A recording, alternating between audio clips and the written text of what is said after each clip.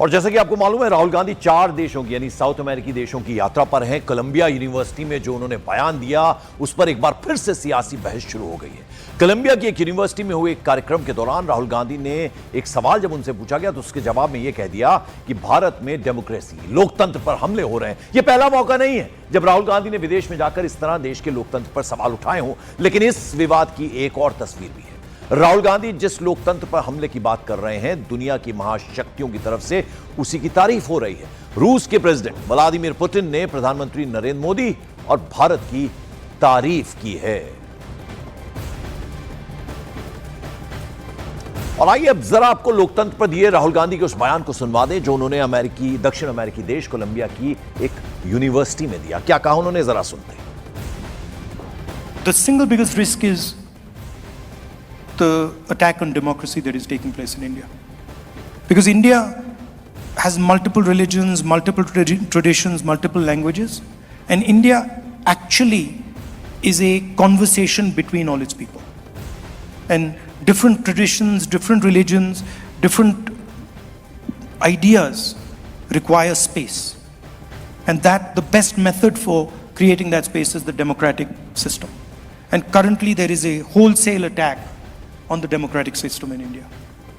So that's a risk. This other big risk is risk between different conceptions, different parts of the country. और राहुल गांधी को आपने सुना। आइए जरा अब आपको रूस के प्रेसिडेंट व्लादिमीर पुतिन का वो बयान सुनवाएं जिसमें प्रधानमंत्री नरेंद्र मोदी और भारत की वो तारीफ करते नजर आ रहे हैं। If India stops buying our energy, damage will be inflicted upon them, like to $9 to $10 billion if they decline to buy energy from us. If not, high duties will be imposed on them, and once again, damage will be there. Well, the same amount of damage, and why then decline to buy Russian energy to actually sustain political risks? And the Indian people will look at what decisions are made by the political leadership and never accept any humiliation before anyone. And also I know Prime Minister Modi, he will never take any steps of the kind. So तो आपने सुना किस तरह से Vladimir Putin प्रधानमंत्री की देश की तारीफ कर रहे हैं। अब जरा बता दें आपको कि बीजेपी किस तरह से हमलावर है। बीजेपी के मुताबिक प्रधानमंत्री नरेंद्र मोदी के नेतृत्व में मजबूत होते भारत और तेजी से बढ़ती भारत की अर्थव्यवस्था से चिढ़कर ही राहुल गांधी विदेश जाकर ऐसे बयान देते हैं।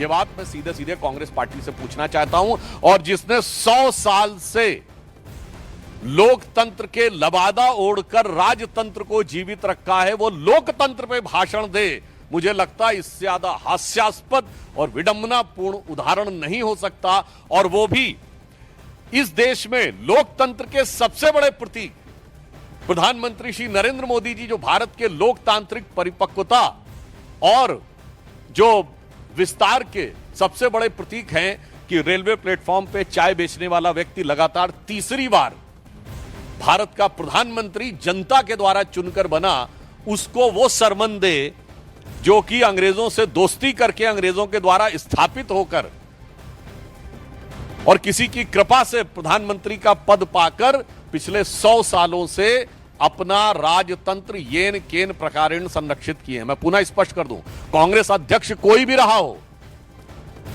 सत्ता गांधी परिवार के हाथ में रही है, इसलिए कांग्रेस के लोग ये कह के बचाव नहीं कर सकते अमुक अध्यक्ष था। अभी आपको ध्यान हो खड़गे जी क्या बोले थे अपने ही प्रांत के मुख्यमंत्री के बारे में कि साहब हाईकमान तय करेगा, राष्ट्रीय अध्यक्ष और नेता प्रतिपक्ष खुद हैं।